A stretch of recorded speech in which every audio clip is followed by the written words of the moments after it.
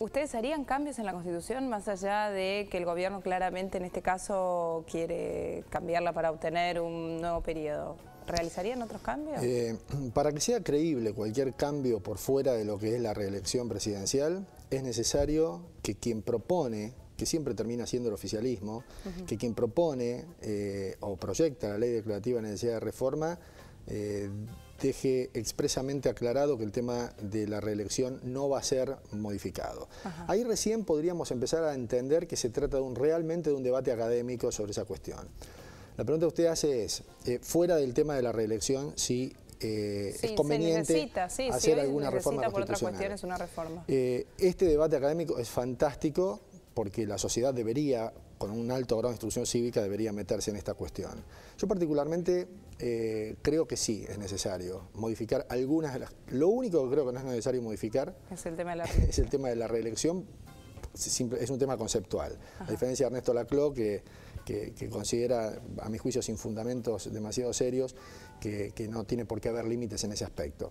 Pero realmente yo entiendo, y en este sentido por ahí voy a disentir con el doctor García Lema, que participó activamente en la reforma del 94, yo entiendo que no ha sido positiva la incorporación de la facultad de los presidentes de poder ejercer atribuciones del Congreso invocando necesidad de urgencia. Me parece que no ha sido, por más que se hayan querido poner algunos límites, creo que han terminado por ser ambiguos.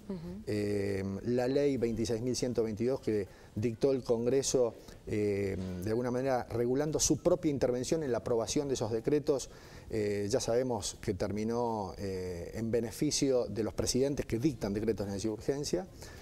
Tampoco me parece positiva la posibilidad del Congreso de delegar sus potestades al presidente a través de lo que llaman superpoderes o eso delegación surge también legislativa. a partir de la reforma del 94. Exactamente. Antes se venía haciendo, Es decir, yo aquí una vez que el doctor termine, una vez termine sobre el tema, yo le voy a dar mi punto de vista, pero primero lo escucho. No, estas cosas venían ocurriendo, aclaremos.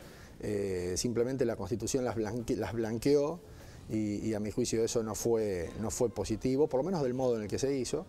Me parece que tampoco ha sido positiva la reglamentación desde la Constitución Nacional, para el curioso televidente, el artículo 114 de la Constitución, que incorpora un componente político, porque le integran legisladores también y representantes del Poder Ejecutivo. El Consejo de la Magistratura es el órgano que selecciona jueces, ¿no? Después finalmente, digo jueces inferiores, no de la Corte, que después finalmente el presidente termina eligiendo. No ha sido para mí positiva la figura del jefe de gabinete, no era necesaria esa figura. Al país no le ha ido mal porque no teníamos jefe de gabinete, por el contrario se formó una superestructura que no me parece indispensable en la estructura administrativa.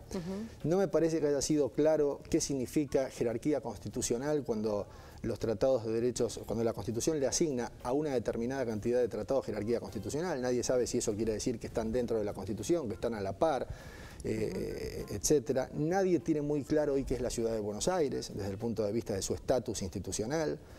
Hay grandes conflictos entre la Nación y la Ciudad de Buenos Aires por las competencias. Me parece que en otras cuestiones la reforma del 94 ha sido positiva. Por ejemplo, a la hora de extender el periodo legislativo de los legisladores, que antes tenían sesiones ordinarias de 5 meses y ahora tienen de 9. La definición de que la intervención federal, por ejemplo, en las provincias es una atribución del Congreso, antes no estaba previsto. Hay ciertas cosas que son positivas, otras que no. Y yo creo que si se trata de modificar la Constitución, de lo que se trata hoy es de analizar académicamente estos temas, pero con seriedad, realmente con seriedad, llevando todo el tiempo que sea necesario, pero dejando, por supuesto, de lado el tema de la reelección. García Lema. Sí, en primer lugar, el contexto bajo el cual nació la reforma del 94, no hay que olvidarse que nace, digamos, impulsado por la presidencia de Alfonsín, y cuando recién comenzaba nuestro actual periodo constitucional y democrático, después de un largo periodo de gobiernos de facto y totalmente tenebroso.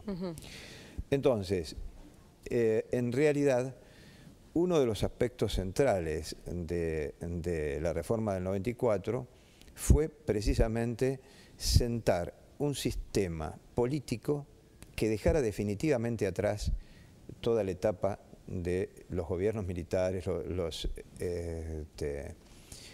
digamos, y todas las anormalidades jurídicas que fueron parte de nuestra historia.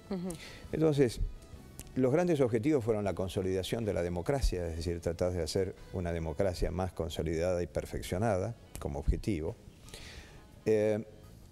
La integración del país en el mundo, y esta es una cosa muy importante.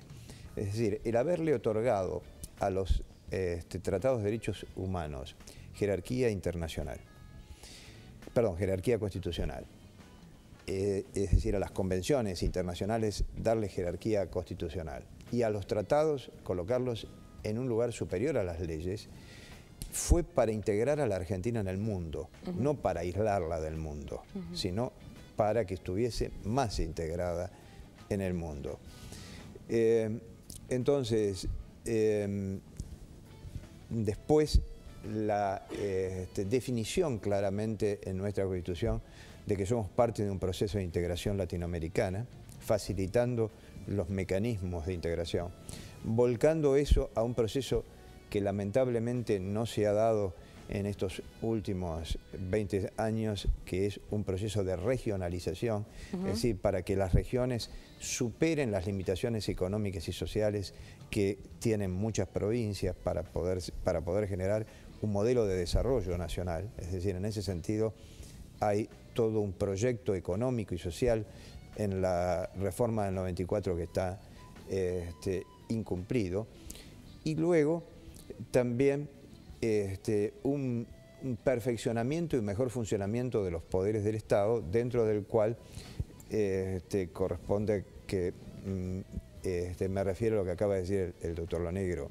Es decir, lo que se ha pretendido es un sistema menos presidencialista. Sí. En realidad, lo que yo lo he calificado en mis escritos como presidencialismo atenuado. Sí.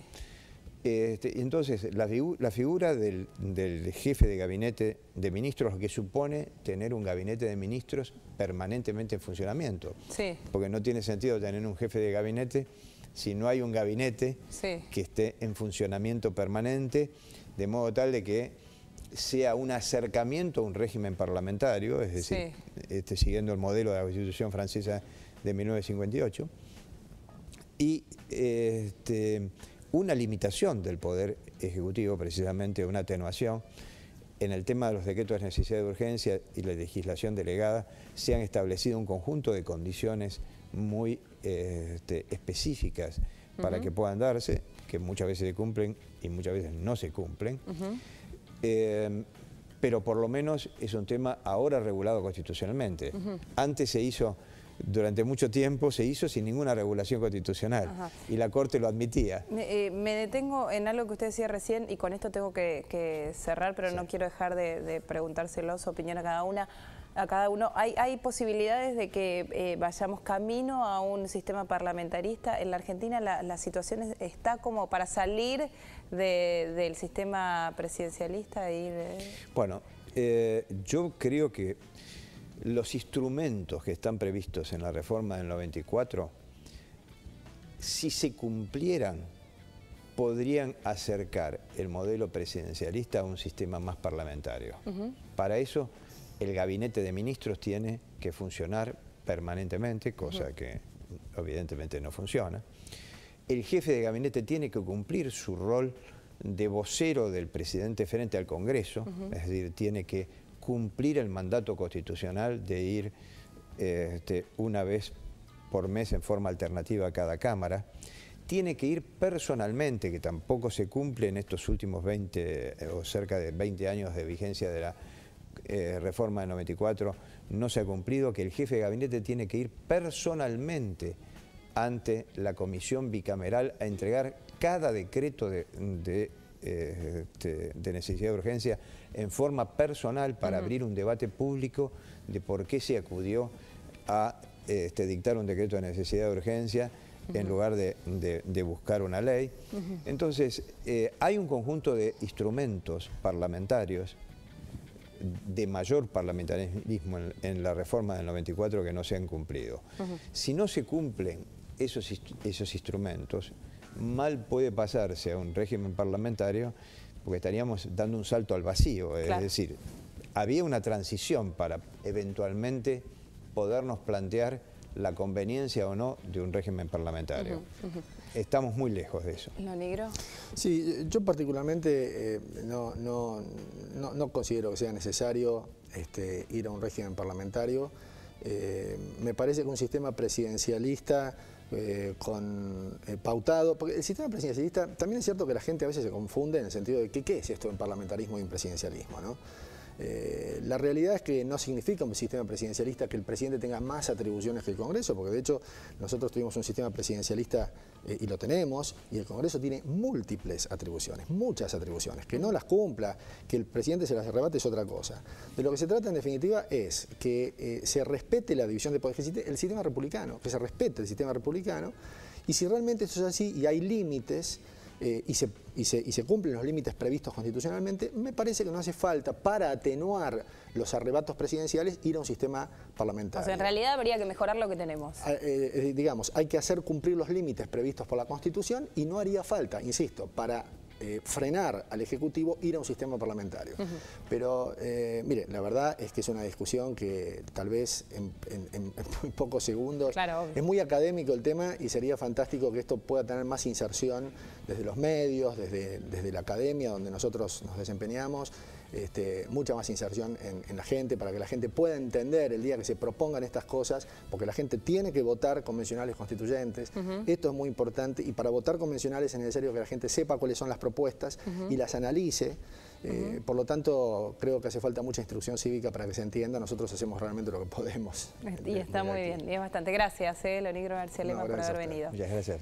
Bueno, es un poquito para entender de qué es lo que se está hablando, ¿no? durante estos días, sobre todo después de lo dicho por Vudú. En una reunión de militantes, dijo él, pero después hubo voces el fin de semana que avalaron que desde distintos sectores se está trabajando en este sentido. Hacemos una pausa, ya venimos, hay más Banda 3.0 hasta las 10.